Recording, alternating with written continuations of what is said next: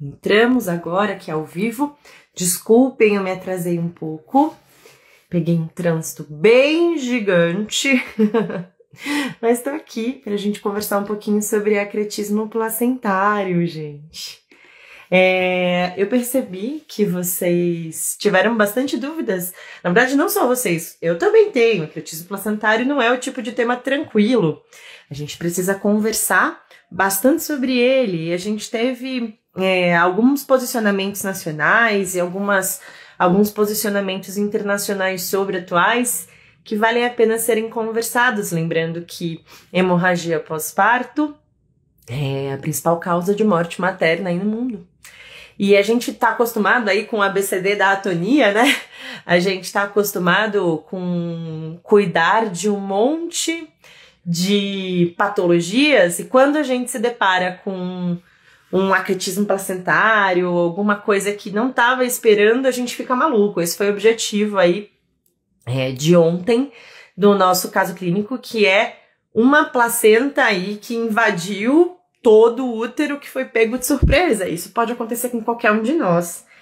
Eu coloquei exatamente porque isso já aconteceu comigo. Eu era R3, gente, dava plantão e eu tava de plantão com um R2 no hospital, sem muita estrutura. Chegou uma paciente que tinha 6 cesáreas anteriores, bolsa rota, em trabalho de parto sem pré-natal. E assim, eu era a mais velha e mais experiente ali. A gente conversou com a família, explicou dos riscos e falou assim, olha, tem uma chance relativamente grande aí de virar uma histerectomia. Foi super difícil. A sorte é que quando nasceu o bebê, a barriga dela estava sensacional. Não tinha o acretismo, mas realmente poderia ter sido exatamente aquela imagem que eu postei ontem, a imagem que eu teria visto. Então, é bem legal, porque a Febrasgo, com o seu posicionamento claro, colocou aí algumas orientações do que fazer. E a intenção da live é que a gente converse um pouquinho mais sobre diagnóstico ou como a gente deve seguir. Lembrando que nós somos um grupo que fala muito aí dos protocolos nacionais, a gente pode discutir um pouquinho sobre protocolos internacionais também, mas a nossa realidade do Brasil, ela é muito diferente, né? Existe alguns locais que a gente realmente não tem nada, e alguns lugares que a gente vai conseguir aí chamar e ter o acesso do pessoal da rádio intervenção para conseguir planejar o máximo possível se fizer diagnóstico. Existem muitos colegas que não conseguem fazer solicitação de ultrassom morfológico ou avaliação adequada placentária durante o pré-natal. Então, pode ser que a gente tenha surpresas por aí. E lembrando que nosso país é o país que, assim, de número de cesáreas desnecessárias, a gente tá, assim, super na frente, né? Infelizmente. E com isso, a chance da gente encontrar aí pacientes com acretismo aumenta cada vez mais. Então, mandem as dúvidas de vocês. Eu peguei todas as dúvidas que vocês mandaram. Tem algumas que eu vou conseguir discutir, outras eu vou falar para vocês que eu vou pedir mais tempo para conseguir pesquisar. Foram algumas coisas bem específicas, mas aqui é uma live, não é uma aula, é mais bate-papo, troca de informação, experiência dos serviços e protocolos da Febrasgo, tá? Que é o que rege aqui o nosso país, que tá bem fresquinho, inclusive o posicionamento deles. Algumas coisas novas que eu achei super interessante que eles colocaram. Então, basicamente, acretismo, gente, é uma placenta que aderiu de maneira anormal na parede uterina. Eu não vou encontrar, né? Eu vou ter uma ausência total ou parcial da decídua basal e penetração patológica aí no útero. Então, aconteceu alguma coisa na hora que aconteceu a anidação e a infiltração da placenta, que a placenta não para de invadir, realmente ela vai invadir a mais, a gente não vai ter aquela decídua basal, então a gente não vai conseguir dequitar aí corretamente a placenta e ter a manutenção da decídua basal, que é o que acontece quando eu tenho uma anidação normal da placenta. Esse é o conceito básico. A gente sempre fala, acretismo só invade parcialmente, não chega aí no miométrio, incretismo vai pegar o miométrio, percretismo passou o miométrio inteiro, chegou na serose e pode atingir órgãos adjacentes. Na verdade, é difícil a gente conseguir fazer essa diferenciação do incretismo para o percretismo. Se a gente tem algum sinal de acretismo, a gente vai acabar trabalhando com um raciocínio muito parecido. Mas claro que se a gente tiver um sinal de uma placenta que invadiu a totalidade do miométrio, chegou aí no peritônio e invadiu bexiga ou algum outro órgão adjacente, o placenta que invadiu o paramétrio, que pode vir a acontecer, claro que a gente sabe que vai ser uma cirurgia realmente mais complexa. A gente sabe também que o principal fator de risco são cicatrizes uterinas, principalmente cesariana, múltiplas cicatrizes anteriores, então a maioria das placentas prévias e do acretismo placentário nós encontramos em placentas anteriores, mas a gente pode ter placenta posterior, a gente pode ter acretismo em primigesta. Então, a fisiopatologia do acretismo placentário é um negócio que a gente não consegue ainda bater martelo, mas existem algumas hipóteses, e acho que a hipótese mais legal que eu queria trazer aqui para vocês é que alguns autores, eles colocam o acretismo placentário como uma ectópica de cicatriz cesárea que deu certo, vamos dizer assim. Então, nidou, implantou ali na região da cicatriz cesárea e aí houve essa invasão grande por conta do tecido cicatricial, não respeitou decídua nenhuma, não fez limitação, acaba invadindo. Então, existem alguns estudos que estão querendo mostrar que, na verdade, isso pode ser uma placenta, uma gestação com acretismo placentário, com pericretismo que chega às vezes até na bexiga, pode ter uma relação com a anidação na cicatriz da cesárea mesmo. Então, tem um monte de estudo aí falando sobre isso. Também tem uma relação com imunidade, também tem relação com as lesões que a gente acaba tendo com as múltiplas curetagens e as cicatrizes. Agora, a gente não consegue explicar direito ainda o porquê primigestas que nunca tiveram uma cirurgia uterina podem apresentar acretismo. Então, a gente tem muitas cenas dos próximos capítulos que provavelmente vão ser relacionados aí a angiogênese, né, os fatores anti-angiogênicos, os fatores angiogênicos que beiram aí a placentação, tá certo? Então, se eu tenho uma paciente que na ultrassonografia eu tenho um diagnóstico de ter uma placenta anterior de inserção baixa ou placenta prévia, eu já fico de olho, e essa é uma paciente que entraria aí num screening um pouquinho mais intensivo. Então, se eu tô com uma paciente com gestação de baixo risco, vem aí no meu ultrassom uma paciente com uma placenta anterior de inserção baixa ou prévia, fico de olho nela e a gente vai acabar tendo que fazer essa investigação. E como que é a orientação dessa investigação, gente? Uma ultrassonografia transabdominal e endovaginal completa da interface entre a placenta e o miométrio. E a orientação é que se faça isso entre 18 e 24 semanas. A diferença quando a gente faz essa análise ou a gente solicita essa avaliação para o ultrassonografista, para o fetólogo, é que para a gente conseguir enxergar aí bem essa interface, bexiga, placenta, miométrio, deveria estar com a bexiga cheia, entre 200 e 300 ml. Então, é uma análise mais específica que deve ser feita. Tá? Se o ultrassonografista encontrar algum sinal que possa falar a favor aí do acretismo placentário, como por exemplo, perda da área hipoecoica sobre o leito placentário, irregularidade e atenuação da interface útero-vesical, espessura miometrial retroplacentária reduzida, hipervascularização útero-vesical, aí já quando já tá super, né, a gente tá pensando na invasão aí até vesical. Hipervascularização subplacentária, vasos comunicantes entre bexiga e placenta, que a gente chama de vasos pontes, né? Ou então, um fluxo lacunar turbilhonado aí nessa placenta em relação à bexiga, que é o mais comum, mas outros órgãos em geral. Então, a gente aumentou a vascularização. Se nesse ultrassom apareceu algum desses sinais, a gente já fica de olho. E realmente, a gente não precisa pedir ressonância, gente, para poder bater martelo para fazer diagnóstico. O diagnóstico e o padrão ouro da avaliação de possível acretismo placentário é ultrassonografia obstétrica com Doppler, com o componente endovaginal associado. Claro que é examinador dependente, claro, realmente depende às vezes da qualidade do aparelho, inclusive para poder facilitar a observação de algumas coisas da experiência da pessoa. Mas eu vejo que muito ginecologista e obstetra acha que é obrigatório pedir ressonância magnética se tem uma paciente com uma placenta de inserção baixa. Não, gente, um bom ultrassom é o nosso padrão ouro para conseguir fazer identificação de algum sinal de acretismo placentário. A ressonância ela pode ajudar em algumas situações, é claro, mas quais seriam as situações onde a ressonância entraria aí como papel importante? Principalmente se eu tenho uma placenta de inserção posterior. Então a gente tem mais dificuldade de conseguir fazer a análise aí dessa placenta quando ela é posterior.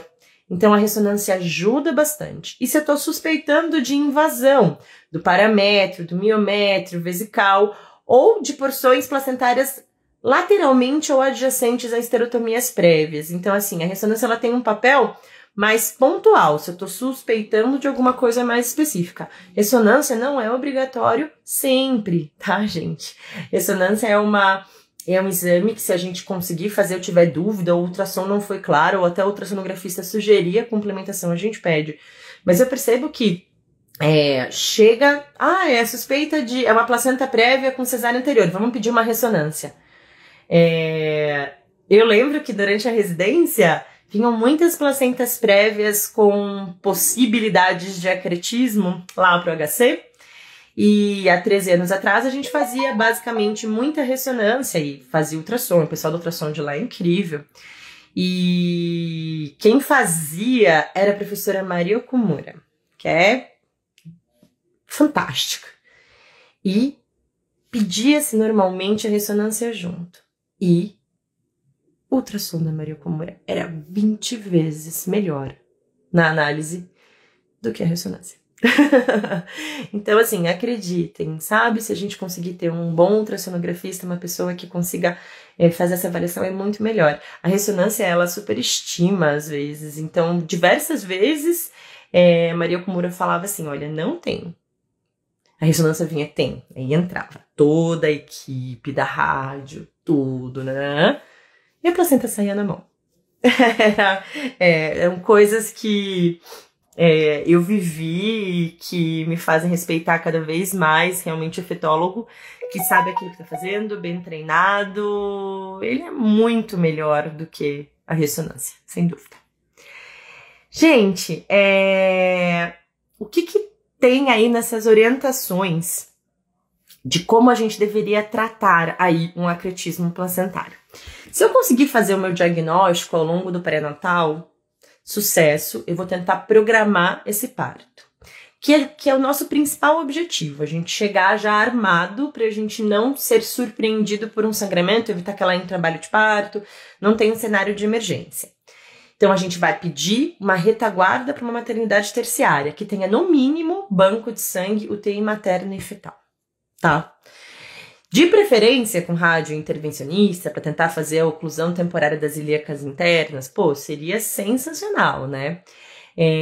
Porém, a gente sabe que isso não é a realidade de todos os locais. Então, se você fez essa suspeita, você está num lugar realmente muito distante de um centro que tenha isso, gente, é prioridade, solicita socorro para poder fazer transferência dessa paciente. Às vezes a gente interna essas pacientes que moram longe ou distantes aí, que estão com essas suspeitas, elas ficam internadas no ambiente hospitalar até o nascimento, porque é bem grave, tá? Se é uma paciente que realmente não tem mais um desejo reprodutivo ou um caso mais grave, o tratamento realmente seria uma cesariana. A orientação do Ministério é entre 34 e 37 semanas, tá? Com a oclusão da temporária das ilíacas internas e fazer esterectomia com o útero, com a placenta, aí junto, que seria o tratamento definitivo. Mas, gente, algumas situações a gente é pego de surpresa ou a gente sabe que tem um risco gigante realmente da gente ter esse sangramento que muitas vezes é incoercível, e não é só do útero, principalmente se essa placenta invadiu e fez várias anastomoses vesicais, por exemplo, a gente muitas vezes tem a orientação de fazer a cirurgia conservadora. E aí eu quero aproveitar para perguntar para vocês, porque eu vou ser muito sincera com vocês. Eu nunca vi, na minha prática clínica, uma cirurgia conservadora para acretismo placentário. Quero saber de vocês, se no serviço de vocês fazem aí cirurgias conservadoras, se vocês já vivenciaram uma situação como essa, se vocês já leram aí o Febrasgo Position Statement sobre isso, se vocês acham que faz sentido a gente fazer a retirada só do local onde tem a lesão. Então, eu acho que esse aqui é um ponto fundamental para o nosso bate-papo. E se alguém tiver alguma dúvida, manda. Mas eu quero saber de vocês. Me manda, eu quero saber, quero que vocês contem, porque eu não tenho essa experiência prática. Só realmente mais teórica, tá? Vou falar a técnica cirúrgica sugerida aí pela equipe da Febrasgo, o pessoal que fez aí esse protocolo. Então, a ideia seria uma cesariana que faça uma raquioperidural inicialmente até a extração fetal, para não ter correria nem nada. A abertura seria por uma laparotomia ampla. Então, você faz um Cherney, um Maillard ou faz longitudinal. Depende muito do caso. Essa foi uma das perguntas que vocês mais fizeram no box. Eu preciso abrir longitudinal obrigatoriamente? Olha, gente, eu já vi algumas vezes cirurgias com pacientes com placenta com acretismo placentário e a gente fazia muitas vezes Cherney ou Maillard, dava certo. Como eu já vi pacientes que precisaram realmente fazer aí a abertura além aí da transversa, uma longitudinal, e a gente tem que pensar realmente na facilidade da extração do bebê. A esterotomia e extração fetal sempre fora da área uterina invadida e em geral é no fundo, porque se a gente for parar para pensar na quantidade de placentas prévias com acretismo, a gente vai estar falando que a grande maioria está na parede anterior, na região do segmento, que é a região onde a gente faria a esterotomia. Então, em geral, se a gente foge para o fundo do útero, a gente vai estar livre. Uma coisa legal seria se a gente conseguisse ter acesso aí à ultrassonografia intraoperatória. E você dá uma olhada realmente se não tem placenta ali para poder fazer a tua incisão. Então, são aquelas incisões invertidas ou em J, retirada em fundo. Às vezes a gente faz longitudinal mesmo no útero. E se o bebê tiver cefálico, a gente tira ele pelo bumbum. E a gente faz aquela extração ao contrário. É uma loucura, é muito interessante, assim, primeira vez que eu vi, falei, nossa. E a gente não tem segmento trabalhado nem nada, então é aquele útero bem grosso, já sangra bastante, simples fato de você fazer a extração do bebê. E a ideia é fazer o clampeamento, remoção do cordão umbilical e só, não mexer na placenta. Se tem cara de que realmente está acreta ou se tem suspeita, esterografia com placenta em loco ou in situ, da maneira com que vocês preferirem falar, certo? Depois da esterografia, se o combinado ou a paciente tiver realmente ela tiver estável, a gente tiver bonitinho, o tratamento definitivo seria a histerectomia. Mas, gente, a técnica sugerida, que é a técnica conservadora, ela vem com uma sugestão da gente evitar aí a descompensação mais importante da nossa paciente. Vocês têm ideia quanto sangra uma histerectomia puerperal em geral? Então, por mais que a gente tenha como tratamento definitivo a histerectomia, a gente sabe que tem uma perda adicional, num caso como esse, de 2 a 3 litros de sangue no intraoperatório. Então, a média de perda cirúrgica de sangue é de 3 a 5 litros. Então, a gente tem hemotransfusão em mais de 90% das pacientes que passam por uma histerectomia por acretismo placentário. Então, pessoal, por isso que a gente está falando, o pessoal da Febrasgo está falando e que a gente deveria pensar realmente em cirurgia conservadora, porque a gente não perderia tanto sangue, teria um tempo cirúrgico mais breve, a gente conseguiria estabilizar essa paciente e talvez depois pensar realmente num tratamento definitivo. Lembrando que a gente acabou de fazer um parto, a paciente realmente está com a hemodinâmica completamente diferente, o risco de trombose é aumentado. Então, se a gente conseguisse fazer uma cirurgia menor, a gente teria menos chance dessa paciente descompensar. Então, tem orientação sim, e a sugestão que, baseada em evidência e encabeçada pela Febrasgo, é fazer a retirada segmentar útero placentária, em seguida da restauração da anatomia uterina. É assim que eles colocam. Então, a gente faz uma exérese do segmento, onde estaria a placenta e o útero, e que a gente deveria preferir isso à histerectomia. Mas sempre a gente tem que fazer a desconexão cirúrgica dos órgãos invadidos antes de fazer qualquer tipo de separação. Então, a gente precisa fazer as ligaduras hemostáticas da região inferior, que são as ligaduras mais difíceis, né? Então, o mais complicado de tudo para a gente conseguir fazer numa situação como essa é fazer as ligaduras seletivas das anastomoses útero-vesicais, né? Então, é o mais difícil. O que eles orientam é que sempre a gente deveria fazer essas ligaduras duplas e sempre a gente tem que ter um cirurgião bem experiente nessa situação. Realmente são procedimentos mais importantes, tá? E depois, se necessário, uma reconstrução vesical, o pessoal da urologia, se a gente tiver alguma suspeita de invasão de alça ou alguma coisa do gênero, eu já vi invasão de alça, pessoal da gastro, cirurgia bem grande, por isso que o ideal é que a gente consiga programar, tá? Bom, mas o tratamento definitivo, como eu falei pra vocês, é a histerectomia mesmo. Mas se essa paciente estiver realmente descompensada, você não tiver... É por isso que a gente fala que se você tá num lugar que você foi pego de surpresa e você não vai ter a retaguarda de segurar essa mãe, vai ter uma retaguarda muito pior, não vai ter sangue fácil, etc. É preferível que você tire o bebê, feche tudo e transfira. Ou então, solicite uma equipe, um apoio antes de mexer. Ah, nossa, Má, mas eu vou fechar o útero com a placenta dentro? Vai. Tira o bebê e fecha. Gente, mas como assim, Marina? Vai deixar a placenta lá?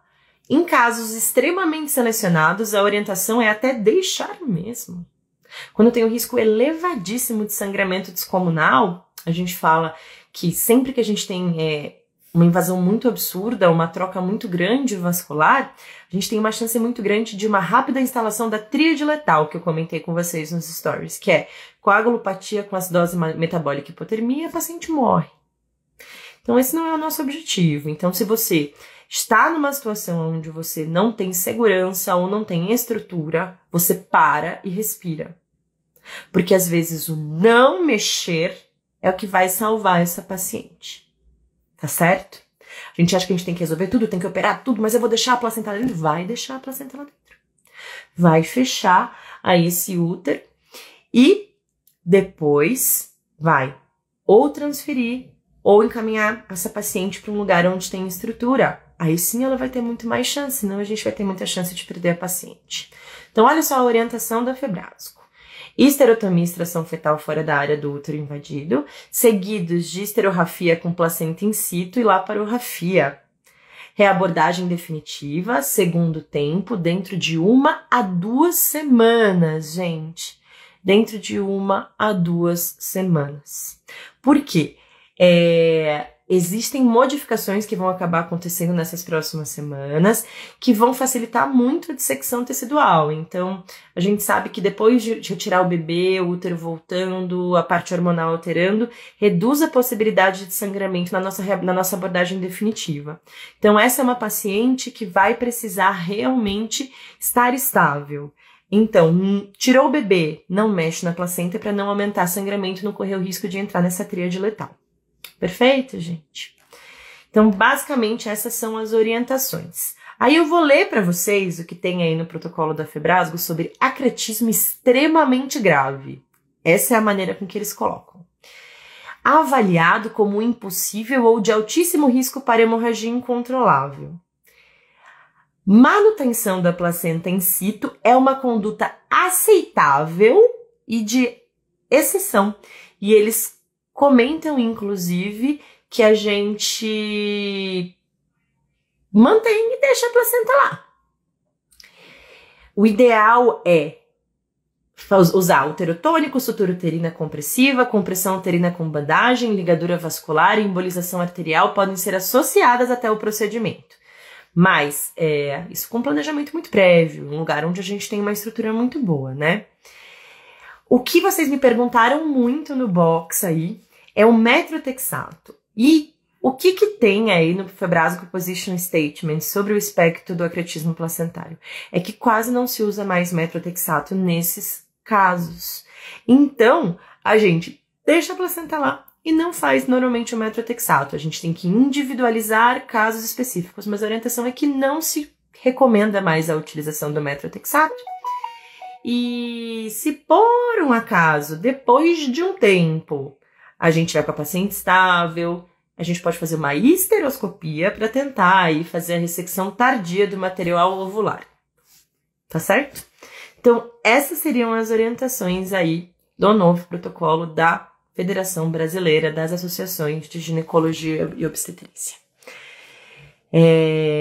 Bom, quase ninguém aqui mandou comentário que viu ou já uma cirurgia conservadora de acretismo placentário. Quem mandou foi a Ana Maria, que falou 43 anos de obstetrícia, nunca vi uma cirurgia conservadora. Olha lá. Eu tenho 13 também, nunca vi.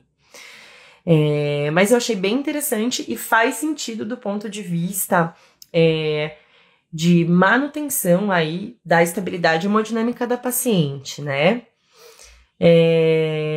Quem mais aqui? Devo tentar ligar algum vaso, pelo menos?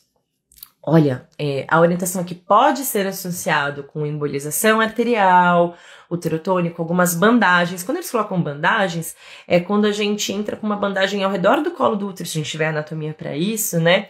Para dar uma comprimida nas artérias uterinas, tentar diminuir sangramento. É uma maneira que a gente pode utilizar em cirurgias, às vezes em esterectomia puerperal, pra gente tentar dar uma diminuída aí no fluxo sanguíneo e conseguir fazer a estereia mais light.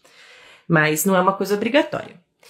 Qual o tempo pós-parto que retrou parte do útero? Estabilizada pode fazer esterectomia. Quanto tempo depois? A sugestão é de 1 a 2 semanas depois, tá? Essa é a sugestão do protocolo, que foi publicado aí, se eu não me engano, no mês de junho ou no mês de maio ou junho aí, pela Federação Brasileira. Ninguém nunca viu uma cirurgia conservadora de acretismo placentário aqui, gente? Conta aí. Vamos dividir esses conhecimentos. Eu espero nunca ver, porque eu não quero mais passar por acretismos placentários, né? Mas realmente chama atenção. Uma outra coisa que eu queria falar para vocês é que quando a gente tem só o acretismo mais superficial, às vezes a placenta até sai, né? A gente descobre isso na hora. A gente tem a sugestão de fazer aí pontos de captonagem. Se a gente tem um sangramento muito importante do leito placentário depois de dectar, a gente fala que pode usar o balão aí, balão intrauterino mesmo, sendo cesariana, útero tônico, né? Mas a nossa orientação é suspeitou de acretismo, percebeu que tem uma invasão importante, viu aquele bando de vaso na hora que abriu, chegando lá no peritônio, tomar muito cuidado realmente. Não mexer, porque senão vai sangrar e vai sangrar pra caramba, tá? Então, na dúvida, numa situação inadequada, fechar tudo, deixar a paciente estável e tentar encontrar um ambiente ideal com cirurgiões capacitados para tal. Mari perguntou, poderia falar novamente como é a cirurgia no segundo tempo? Não faz esterectomia? Sim, a gente pode fazer esterectomia se a gente estiver numa situação ok, mas se a gente tiver uma situação onde a gente tem algum tipo de indicação de cirurgia conservadora, que vai ser menos invasivo, com menos sangramento, a gente pode fazer a cirurgia conservadora com a ressecção segmentar, tá? Mas sim, a esterectomia ela pode ser feita sim, Mari. A Rossana também nunca viu, em 28 anos de obstetrícia. Pois vou convidar, se algum de vocês já participou de cirurgias assim conservadoras, Acho que a gente pode até tentar convidar o pessoal que escreveu aí o protocolo, se eles toparem, pra gente fazer uma live juntos, porque eu acho muito interessante a gente discutir essas possibilidades de técnicas cirúrgicas e com certeza vai melhorar, alguém vai passar por isso alguma vez e vai lembrar aí do que bateu o papo e talvez possa auxiliar a gente no momento desses de angústia, né, e de chance aí de perda materna, né, porque realmente quem já viu sabe que sangue a gente entra em desespero às vezes. E não é uma histerectomia simples, né? É uma histerectomia com uma quantidade surreal de anastomoses, principalmente quando tem aí a comunicação com a bexiga, né? Legal, gente. Alguém mais tem alguma dúvida? Se alguém tiver alguma dúvida e quiser mandar aí nos comentários, fiquem à vontade. Contem aí a experiência de vocês com isso. Quem trabalha aí em algum hospital referência aí nesse tipo de cirurgia da sua região, conta pra gente a experiência de vocês. E acho que é o mais legal da gente estar aqui, debater protocolos, se vocês tiverem protocolos diferentes, discussões diferentes, eu também quero escutar. Vamos trocar essas informações que sempre é bacana, tá bom? Prazer estar aqui com vocês hoje de novo e até a próxima, tá? Tchau, tchau!